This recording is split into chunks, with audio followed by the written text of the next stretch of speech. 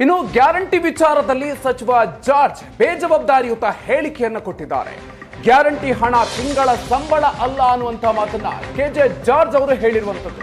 ಗ್ಯಾರಂಟಿಯನ್ನು ಘೋಷಣೆ ಮಾಡುವಂತಹ ಸಂದರ್ಭದಲ್ಲಿ ಒಂದು ರೀತಿಯಾಗಿರುವಂತಹ ಹೇಳಿಕೆಗಳು, ಅಭಿಪ್ರಾಯಗಳನ್ನ ವ್ಯಕ್ತಪಡಿಸ್ತಾ ಇತ್ತು ಸರ್ಕಾರ.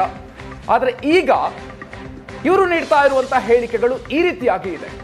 ಗೃಹಲಕ್ಷ್ಮಿ, ಅನ್ನಭಾಗ್ಯ, ಬಾಕಿ ಹಣ ಪಾವತಿಯ ಬಗ್ಗೆ ಉಡಾಫೆಯ ಉತ್ತರವನ್ನು ಈಗ ಕೊಡ್ತಾ ಇದ್ದಾರೆ.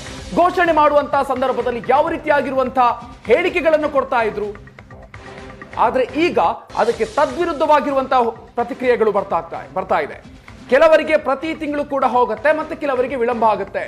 ಗ್ಯಾರಂಟಿ ತಲುಪಿಲ್ಲ ಅಂತ ಸಚಿವರಿಗೆ ಗೊತ್ತಿರಬೇಕಾ? ಚಿತ್ರದುರ್ಗದಲ್ಲಿ ಇಂಧನ ಸಚಿವ ಕೆಜೆ ಜಾರ್ಜ್ ಅವರು ಉಡಾಫೆಯ ಉತ್ತರವನ್ನು ಕೊಟ್ಟಿದ್ದಾರೆ.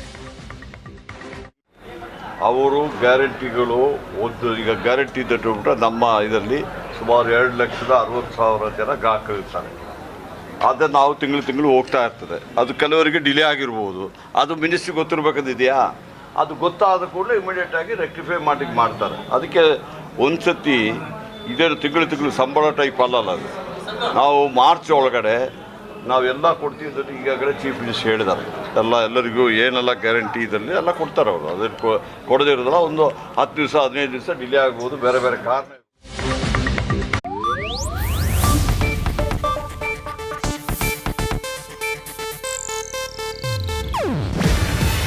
ಇದು ಏಷ್ಯಾನೆಟ್ ನ್ಯೂಸ್ ನೆಟ್ವರ್ಕ್ ಪ್ರಸ್ತುತಿ. ನೀವು ನೋಡ್ತಿದ್ದೀರಾ ಏಷ್ಯಾನೆಟ್ ಸುವರ್ಣ ನ್ಯೂಸ್.